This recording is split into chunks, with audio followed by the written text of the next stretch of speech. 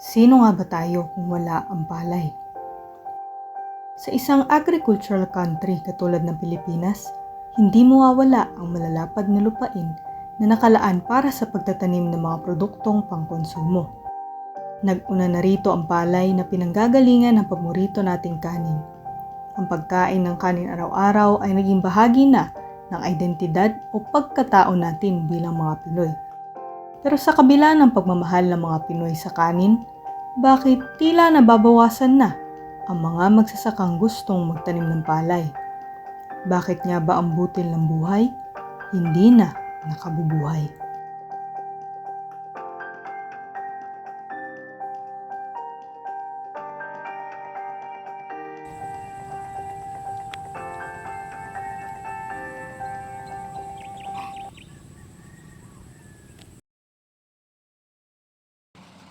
Siya si Tatay Gabby Estraveda, 63 years old, at mahigit 3 dekada nang nagsasaka sa San Miguel, Bulacan.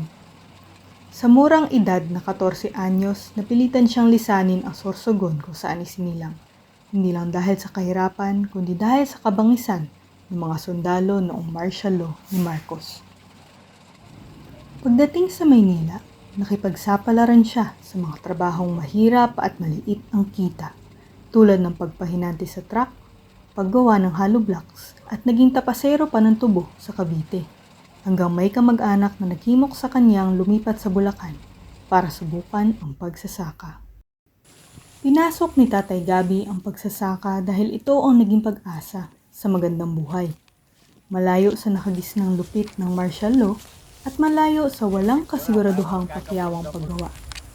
Pero ang inakalang masagana, may pait pala. Isang anihan taong 2001. Walang nadawdaw si Tatay Gabby ni isang butil sa kanyang pinaghirapan. 5 sako lang ang inani sa buong 1/2 hectare na sinasaka ni Tatay Gabby dahil kulang sa tubig. Hindi na nga ako kumuha ng pinagpagura ko. Tapos ilang araw niyo po pinagtrabahoan yan tayo? O ilang buwan? Yun, yung hinihintay mo yun, 3 buwan yun. So paano po yun tayo? Nagsabi po yung amo niyo na hindi na kayo bibigyan? Or parang kayo lang po yung nakaisip na hindi na lang ako kukuha? Ako Ganun na ba? nagkuha, depende, kinuha ko na, binigay ko na sa kanila kasi malaki ang gastos nila. Depende rin sa may-ari. Kung hindi naman sinabing, kumuha ka rin eh. Pumuti na lang ang buhok ni Tatay Gabby pero wala pa rin proyektong irigasyon dito. Tubig, ulan at tabon na mabilis matuyo ang inaasahan niyang bumuhay sa nauuhaw na bukid. Pero minsan, dahil sa hirap, napapaisip na siyang iwanan ito. Kayo po ba tayo? Umabot po ba kayo sa ganun na yugto? O nandyan po ba kayo ngayon na parang gusto niyo po mag-iba na lang ng tanim, hindi na lang po palay, kaya hindi na lang po kayo magsasaka para magra-racket na lang po kayo lagi ng construction, gano'n. Napaisip po ba kayo ng ganyan? Ako, naisip ko, sabi ko kaya sundot ko, parang nakakatulog sa akin. Kaganyan lang ang halaga eh. Hindi na kumikita ng maganda, mas maganda pa. Halaman na lang itanim mo. Sa mga anak niyo po tayo, ilan po yung pumasok po sa pagsasaka rin? Ay, isa lang. Yan na lang.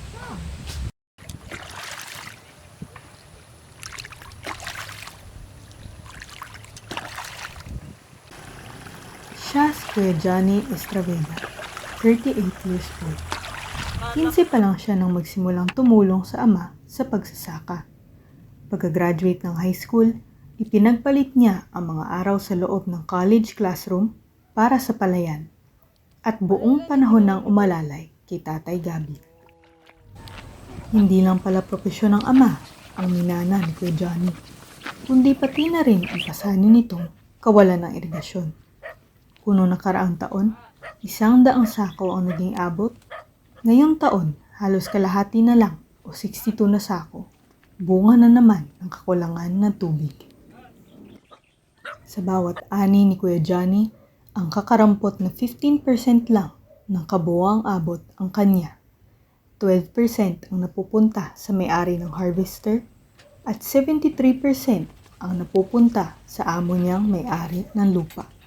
Ngayong anihan niya natanggap ang isa sa pinakamababang parte sa 23 years niyang kasaysayan sa pagsasaka. Nag-uuwi lang siya ng 9 na sako. Kaya sa mga magsasaka, kailangan ganun, hindi lang kailangan sa palay talaga. Huwag kang masyadong umasa sa palay. Kasi pagka, lalo na kung may pamilya ka, may anak ka, hindi makakaano. Lalo na pag nakikiporsyentuhan ka lang, hindi makakaano ng pamilya. Dahil walang kinikita sa pagtatanim ng palay, hindi nawawala ng sideline ang mag-ama, tulad ng pagkukonstruksyon at pagtatanim ng gulay. Gising ako ng alas 6. Trabaho kami ng hanggang alas 5. Contraction. Tapos gagawa ko sa kalabasahan, 4 na oras. Ayun. Kaya medyo nakaduwag-duwag kami ngayon. Yung mga tricycle na yun, sa kamotor, ito na pundat sa halaman. Sa pagsusumikap. Ang karanasan nila Tatay Gabi at Kuya Johnny ay salamin lamang ng nararanasan ng mga magsasaka sa buong bansa. Ayon sa NEDA, patuloy na kumukonti ang mga magsasaka ng Pilipinas, galing sa bilang na 12.25 million noong 2010. Nagtala na lang ito ng 9.07 million noong 2017. Marami ang lumilipat sa ibang trabaho na may mas malaking sweldo at benepisyo. Kalaban na nga nila ang natural na kalamidad tulad ng bagyo at tagtuyot. Biktima pa sila ng mababang presyo at pang-aabuso sa kamay ng kapwa-tao. Alam mo naman yung mga buyer eh. Lahat pipintasan ka niyan eh. Wala kang maano sa mga buyer. Kahit maganti palay mo, makikita mo. Kasabihin siya, ay, maberte pa. Ay, may maitim. Ay, ganitong presyo na lang maano ko sa inyo. Eh, syempre, ikaw na wala kang magagawa. Kaysa katulad niya, pag wala kang bilaran, eh, mapipilitan kang ibigay. Eh, katulad ng pagka yung umaambog. Umaambog, ulan ng konti. At nahaliw mo yung palay mo, mabarating ka na ng mga na mamimili. Sa ahente, buyer at trader na kadenang pagdadaanan ng produkto nila, ang magsasaka pa na pinakanakira para makaharvest ang may pinakamaliit na kita. Sa kabila ng hirap at problema sa pagsasaka, patuloy pa rin sila dahil alam nila kung gaano ito kaimportante sa pagpapakain, hindi lang ng sariling pamilya, kung hindi ng buong bayan. Pangkonsumo lang ni Kuya Johnny ang iilang sakong porsyento sa inani. Ang iba sa parte niya, ibinibigay pa kila Tatay Gabi at sa mga kapatid. Kailangan lang sa maluwag yung amo mo. Pag mahigpit at doon ka lang kailangan sa palay, hindi po pwede. Kasi hindi naman makakabuhay ang magsasaka. Magka nakiporsyentuhan ka lang, hindi ka mabubuhay. Eh pagka doon mo lang kukuhanin lahat, panggastos mo sa palay, panggastos mo ng pagkain mo. Eh kung magkasakit ka pa. Kala. Hoy, diyan kayo. Sa wakas, natikman na ang bunga ng pinaghirapan. Masarap ito, maputi, malambot, pero resulta ng 3 buwang pagbabanat ng buto na hindi kumita.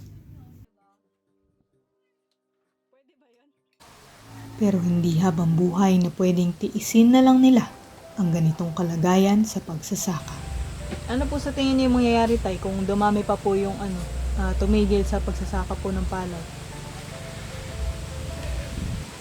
Lamang sa pagka ayaw na magsaka ng mga tao. Lamang sa puro angkat na lang ng bigay sa ibang bansa. Eh, kung tutusin mo, yung pagbigas dito sa atin, tayo suportahan naman ng buong Pilipinas niya. Kung talagang lahat na magsaka, kung kumikita na kahit pa paano. Dapat gawan ng aksyon ng gobyerno ang mga luma ng problema tulad ng kawalan ng irigasyon, mababang presyo ng palay at pang-aabuso. Kung gaano natin pinahahalagahan ang kanin sa platong kaharap araw-araw, dapat ganoon din ang pagpapahalaga sa mga magsasakang nagbanat ng buto para makakain tayo. Bawat butil ng palay ay may katumbas na patak ng pawis na nagdilig sa nagbibitak-bitak palayan. Bawat lunok ng kanin ay katumbas ng pagbibilad sa ilalim ng matirik na araw ng tanghaling tapat. Kung ang palay na walang irigasyon natutuyo at namamatay, ganun din ang mga magsasaka. Kung hindi tugunan ng mga panawagan, unti-unti silang mauubos. Ang dahilan kung bakit nakakain ng bayan, dapat pasalamatan at pahalagahan, hindi tapakan ang karapatan. Ang nagtatanim ng butil ng buhay, nararapat lang magkaroon ng maayos na pamumuhay.